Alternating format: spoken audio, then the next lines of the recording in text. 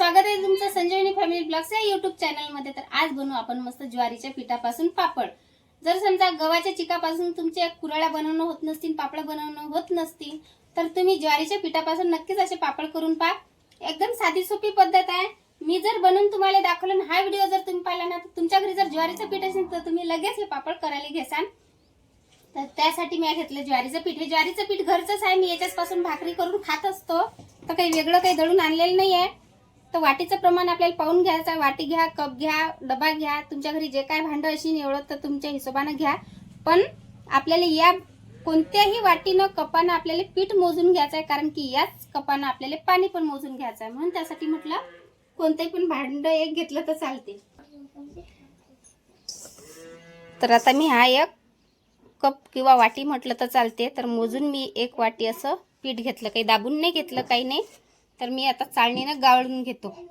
नाहीतर मग एक काम करा, तुम्ही अगोदर गाळून घ्या, नंतर कपानं मोजून घ्या। म्हणजे कसं याच्यात कोंडा जर असेल तुमच्या घरच्या पिठातनी, तर कोंड्याचं प्रमाण इकडे तिकडे होते, मग पाण्याचं प्रमाण इकडे तिकडे जर झालं तर पापड बिघडायची शक्यता असते। तर आता मी चाळून घेतलं, गाळून घेतलं, तर माझ्यात काही कोंडा निघाला नाही जास्त। दुसरी पण वाटी घेतली। या 2 वाटी ज्वारीच्या पिठापासून म्हटलं 40 ते 50 आपले पापड तयार होतात। तर तुम्ही जास्त पण पीठ वापरलं तर चालते एका परी। तर चला आता गाळून तर घेतलं पीठ, आता पुढची प्रोसिजर चालू करू। एक पातेलं घेतलं, गॅसवर ठेवलं, गॅस पेटून घेऊ। आता आपण ज्या वाटीनं ज्या कपनं आपण ज्वारीचं पीठ घेतलं ना पापड करायसाठी, तर तेच वाटी आपल्याला वापरायची आहे। तर याच वाटीनं मी 2 वाट्या ज्वारीचं पीठ घेतलं, तर 2च वाट्या पाणी घेणार आहोत। पाण्याचं प्रमाण लक्षात ठेवायचं आहे, नाहीतर पापड बिघडायची शक्यता असते। जशी मी प्रोसिजर करू राहील ना तशीच तुम्ही करा। तर आता हे पाणी आपण मस्त गरम होऊ देऊ आणि याला मस्त उकळी येऊ देऊ। पाणी मस्त उकळलं, आपल्याला असंच उकळतं पाणी घ्यायचं आहे, जास्त थंड नाही घ्यायचं किंवा थोडंसं गरम गरम होत आलं की तसं पाणी नाही घ्यायचं आहे, आपल्याला असं उकळतच पाणी घ्यायचं आहे। आणि गॅस बंद करू नका। तर आता टाकू आपण याच्यात साहित्य। तर हे पांढरे तीळ आहेत, तीळ मी 3 चम्मच घेतले, तुम्ही कमी जास्त केले तरी पण चालतात। अर्धा चम्मच हिंग घेतलं, हिंग पण टाकून घेऊ। चवीपुरतं आपल्याला मीठ टाकून घ्यायचं आहे। आता आपल्याला जिऱ्याचा पण वापर करायचा आहे, पण आपण जिरं आता लगेच टाकू नये, जिरं कमी वापरा। मी अर्धा चम्मच जिरं घेतलं, 2 वाट्या ज्वारीच्या पिठासाठी अर्धा चम्मच जिरं घेतलं। तर जिरं आता जर टाकलं तर आपले काळे काळे पापड येतात, ज्वारीचे पापड जे आहेत ते एकदम काळे काळे होतात, कलर चेंज होते। तर आपल्याला आताच लगेच टाकून नाही घ्यायचे। खै उकळी आली आता मस्त। आता टाकू आपण हे गाळलेलं ज्वारीचं पीठ। ज्वारीचं पीठ उकळत्या पाण्यातच टाका, नाही तर गुठळ्या होऊन जातात। गॅस चालूच आहे, बंद नाही आहे। मस्त 2 वाट्या पाणी घेतल्या, 2 वाटी ज्वारीचं पीठ घेतलं, पद्धतशीर मस्त प्रमाण झालं। तर आता पाहू शकता तुम्ही पिठात मस्त सर्व पाणी असं शोषून घेतलं।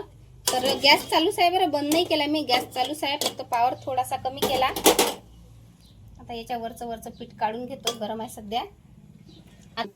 आता ठेवू आपण 2 मिनिटं झाकण ठेवू, जास्त नाही ठेवायचं, 2च मिनिटं ठेवायचं आहे। तुमच्या घरी जर पापड खार असेल तर अर्धा चम्मच टाकला तर चालते, फक्त जास्त नका टाकू।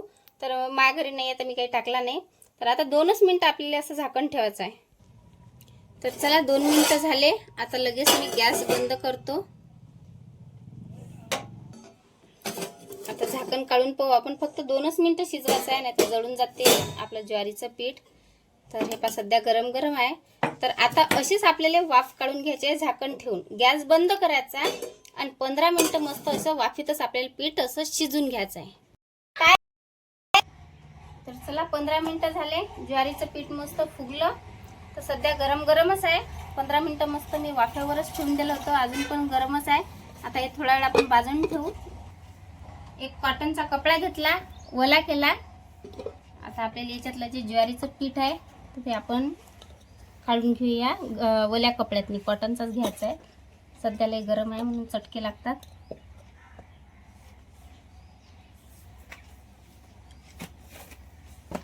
तर ह्याला असं दाबून घेऊ।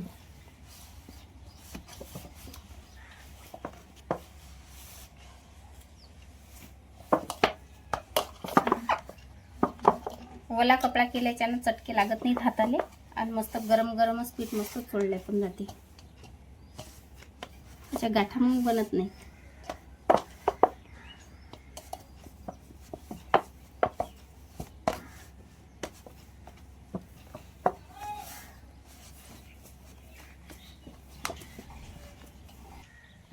पिठाचा मस्त असा गोळा तयार झाला. थोडासा थंडा पण झाला. आता हे आपण कपडा बाजूला ठेवू. अर्धा चम्मच आपण जिरा आता टाकून घेऊ.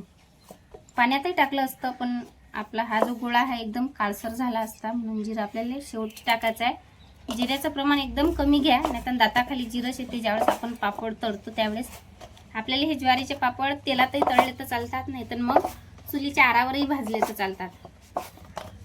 सध्या गरम गरमच पीठ आहे. मस्त सोडून घेऊ पीठ. एक असा पैपाट घ्यायचा आहे. पैपाटावर आता हे आपल्याला पीठ चोळून घ्यायचं आहे. पीठ मस्त चुरून घेतलं. आता याचे 2 असे भाग करून घेऊ. ओल्या कपड्यात ठेवून देऊ सध्याचा. हाताने असे गोल गोल उंडे करून घ्यायचे दोन्ही पण. आता हे आपण कापून घेऊ चाकून असे कापून घेतले की उंडे करायला सोपे जातात. असे लहान मोठे उंडे केले तरी पण चालतात. ज्या हिशोबाने तुम्हाला जेवढे जेवढे पापड बनवायचे त्या त्या हिशोबाने असे कापून घेऊ. आता आपल्याला हेच ओल्या कपड्यात ठेवून द्यायच्यात उंडे. खाली तुटलं काय झालं? आपण जो उंडा ओल्या कपड्यात ठेवला होता मोठा, त्याचे पण असेच गोळे तयार करून घेऊ.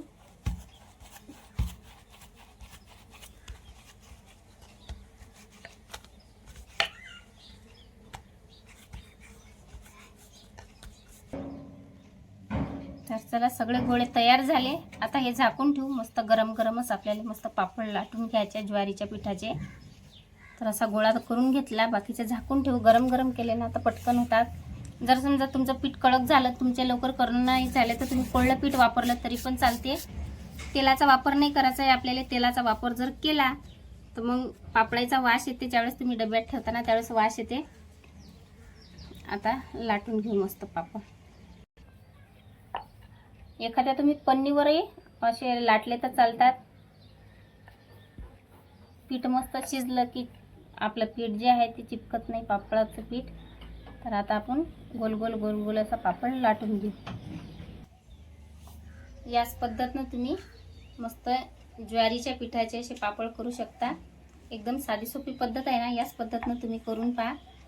तर एखादा कपडा घ्यायचा, नाही तर मग एखादी पन्नी घ्यायची. तुम्हाला जर सोकू टाकायचे असले तर, वाळू टाकायचे असले तर, उन्हात काही टाकायची गरज पण नाही आहे या पापडाले.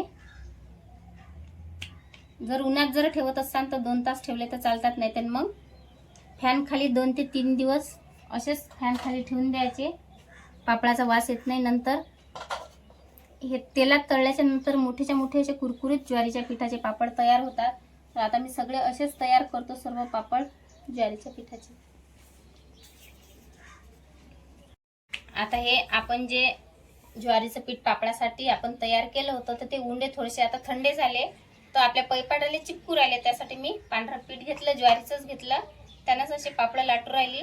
मस्त असे गोल गोल पापड लाटून घेतले. तर पाहू शकता एवढे सारे पापड झाले. काही आणखी राहिले लाटायचे तर मी ते पण लाटून घेतो.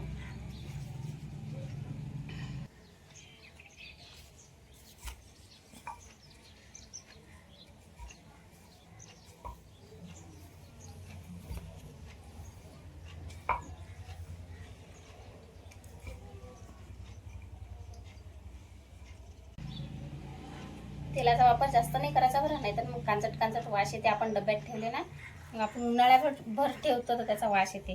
तर कमीत कमी तेलाचा वापर करा. मी तर म्हणतो तेलाचा वापर करूच नका. तर चला, आजच्या ज्वारीच्या पिठाचे पापड तुम्हाला कसे वाटले नक्कीच कमेंट करून सांगा. लाईक पण करा, शेअर पण करा. बाय. भेटू आता पुढच्या व्हिडिओत. आता बाकीचे राहिले सुरले पापड पण करून घेतो असे.